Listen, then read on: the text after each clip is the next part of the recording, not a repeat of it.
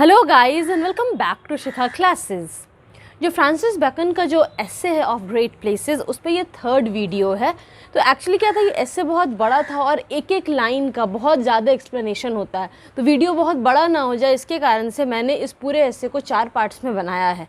तो ये उसका थर्ड पार्ट है। मैंने एक वीडियो में आपको पहले ही बतला दिया था कि किस स्टाइल में फ्रांसिस बेकन लिखा करते थे, और वो स्टाइल है एपिग्रामेटिक, मतलब कि बहुत सारी बातों को कुछ ही वर्ड्स में लिख देना।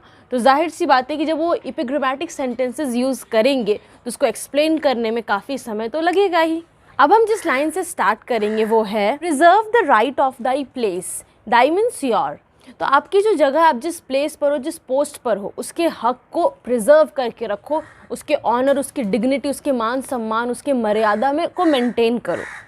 But stir not questions of jurisdiction, लेकिन दूसरों के जो पावर्स हैं, दूसरे का जो कंट्रोल है, उस पर कुछ भी क्वेश्चन मत करो, वो उनके अधिकार को चैलेंज मत करो। अपने अधिकार को मेंटेन करो, अपनी मर्यादा को मेंटेन करो, अपने पोस्ट के जो भी लिमिट्स है, जो भी राइट्स है, जो भी पावर्स है, उसको एक्सरसाइज करो इन साइलेंस, शांति से, एंड डी फैक्टो। और जितना आपका पावर है, जितनी चीज़ें, जितनी जगह आपके पोजीशन में है, सिर्फ उन्हीं चीज़ों को ढंग से आप देखो, न कि चैलेंज करके दूसरों को चैलेंज नहीं करना। आपको सिर्फ अपनी पोस्ट, अपने जो जगह है उसको मेंटेन करके रखना, और अपने एरिया में, अपने रीजन में जो काम आते हैं उसको आपको ध्यान से करना है। Preserve likewise the rights of inferior places. Inferior मतलब जो आपके सबॉर्डिनेट्स हैं, जो आपके जूनियर हैं, जो आपके लोअर पोस्ट में जो लोग हैं, उनके भी अधिकारों को आपको प्रिजर्व करके रखना है। उनके अधिकार में भी आपको इंटरफेयर नहीं करना है। And think it more honour to direct in chief than to busy in all. और ज़्यादा इज्जत इस बात में रखिए कि आपकी जो सबॉर्डिनेट्स आप उनको डायरेक्ट कर सको, आप उनको सजेशन दे सको, एडवाइस दे सको, ये नहीं कि आप उनके काम में इंटरफेयर करो। Embrace and invite helps and advices touching the execution of thy place. तो ये सब दाई प्लेस, योर प्लेस का क्या सेंस है, ये सजेशंस या एडवाइस जो आपको फ्रांसिस बेकन दे रहे हैं, ये उन लोगों के लिए है जो कि एक हाई पोस्ट, एक पावरफुल पोजीशन पर हैं। तो वो बोल रहे हैं कि इम्ब्रेस करो, मतलब वेलकम करो, उन लोगों को इनवाइट करो जो कि आपके काम में, आपका काम करने के ढंग में आपको कुछ बतलाना चाहते हैं, आपको हेल्प करना चाहते हैं, आपको एडवाइस करना चाहते हैं। सो इम्ब्रेस एंड इनवाइट, उन लोगों को इनवाइट करो, उन लोगों को वेलकम करो। हेल्प्स एंड एडवाइसेस, वो मदद, वो सलाह जो दूसरे लोग दे रहे हैं उनको वेलकम कीजिए।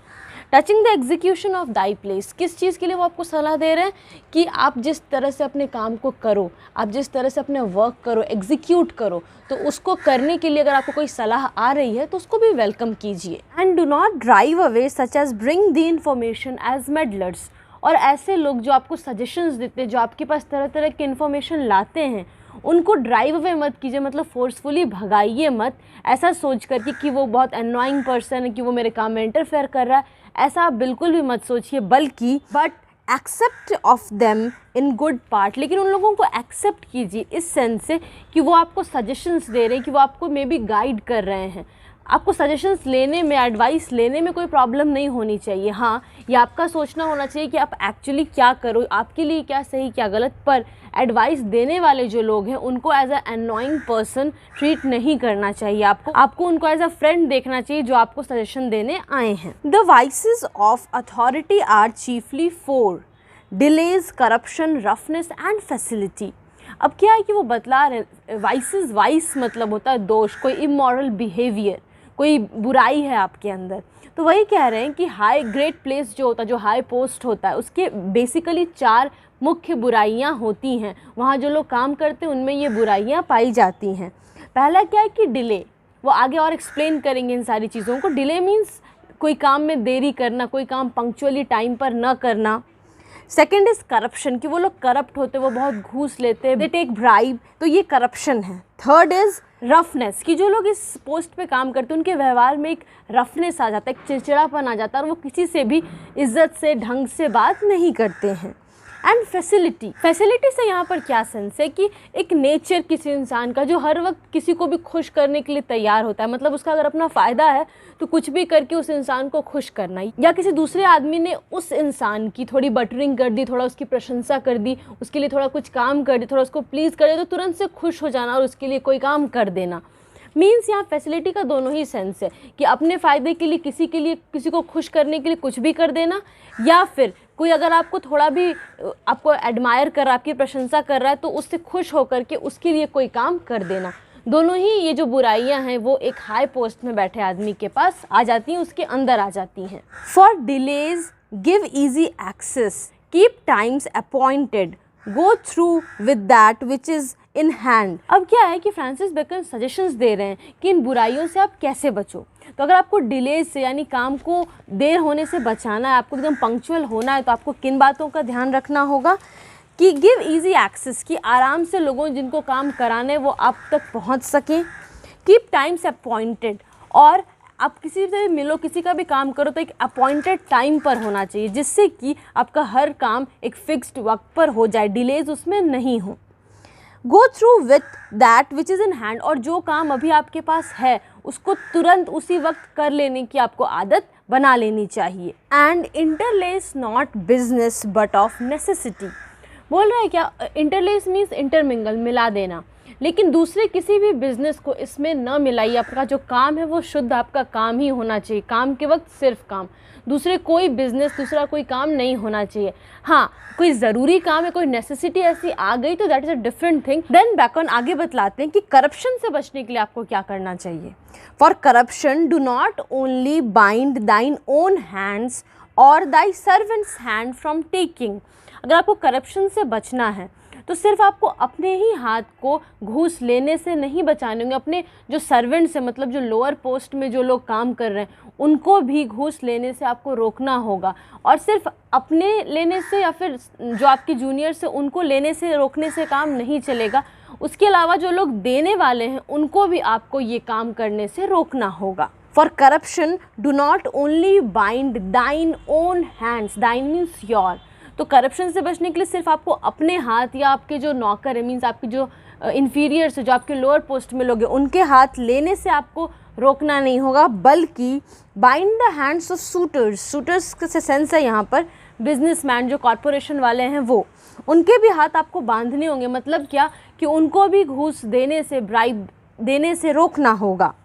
From offering for integrity used dots the one but integrity professed and with a manifest detestation of bribery dots the other। क्योंकि करप्शन से बचने के लिए दो चीज़ें इंपॉर्टेंट है। पहला इंटीग्रिटी, इंटीग्रिटी मतलब ऑनेस्टी, एंड सेकंड चीज़ वो बोल रहे हैं इंटीग्रिटी प्रोफेस्ड, कि जो वो ऑनेस्टी उसको आप प्रोफेस करो, उसको आप अपने काम में लाओ, उसको दर्शाओ हर जगह।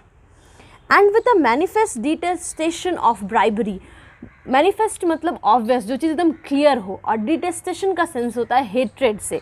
तो आप ये चीज़ दिखलाओ कि you have a very clear hatred for bribery, कि घूस से आप नफरत करते हो। तो दो चीज़ें हो गई, आपके अंदर भी ऑनेस्टी होनी चाहिए और वो ऑनेस्टी को आप दिखला दो, क्लियर कट ये लोगों को कर दो ये बात that you hate bribery. And avoid not only the fault but the suspicion, और सिर्फ इस गलती से आपको नहीं बचना है कि नहीं मैं घूस नहीं लूँगा, बल्कि अगर लोगों के अंदर कोई शक जगह भी ले रहा है कि नहीं ये आदमी दिख तो रहा है ईमानदार, पर शायद ये कहीं ना कहीं से बेईमान है, ये घूस ले रहा है, तो शक को भी आपको ख़त्म करने की कोशिश करनी होगी। Whosoever is found variable and changeth manifestly without manifest cause giveth suspicion of corruption। अब वो क्या बोल रहे हैं कि अगर कोई आदमी वेरिएबल है, मीन्स वो एक ढंग से कोई काम करता है, वो ये एक डिसीजन लेता है एक तरह के काम में।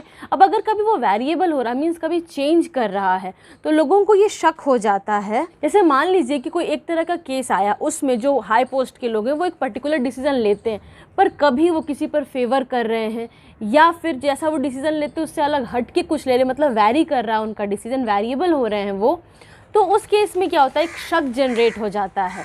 हाँ, अगर वो आदमी एक कोई कॉज दे दे कि इस वजह से मेरा डिसीज़न चेंज हुआ, तब अलग बात है, लेकिन अगर कोई क्लियर कॉज वो नहीं दे रहा कि वो क्यों अपने डिसीज़न को चेंज कर रहा, तो वैसे केस में सबसे पहले किस बात का शक होता है, करप्शन का शक होता है। तो इसलिए आपको लोगों में ये क्लियर कट एक मैसेज दे देना होगा कि ये जो हम काम कर रहे हैं, जो मेरे बिहेवियर में चेंज आ रहा है, इसकी क्या वजह है, वरना ये जो आप मैसेज देना चाहोगे कि आप ऑनेस्ट हैं, ये सब तक क्लियर नहीं हो पाएगा।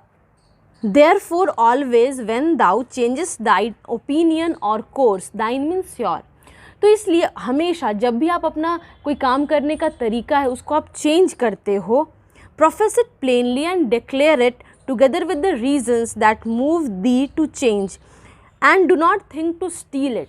अब वो क्या बोल रहे हैं कि और जब भी आप ऐसा करते हो तो उसको डिक्लेयर करो, वो रीज़न को क्लियरली सबके सामने बोल दो और आप वो काम कर रहे हो ये भी बता दो। ऐसा नहीं कि आप छुपा लो कि हम इसके साथ फेवर किए, नहीं। अगर आप किसी पर फेवर कर रहे हो, किसी के लिए कोई काम कर रहे हो तो क्लियरली सबको बतला दो। तो इससे क्या होगा, लोगों के अंदर जो एक सस्पिशन होगा कि क्यों ऐसा कर रहा है वो बात चली जाएगी। सो गाइज़, इस वीडियो में इतना ही, ये थर्ड पार्ट था। फोर्थ वीडियो में फाइनली हम इसको पूरा कंप्लीट कर देंगे।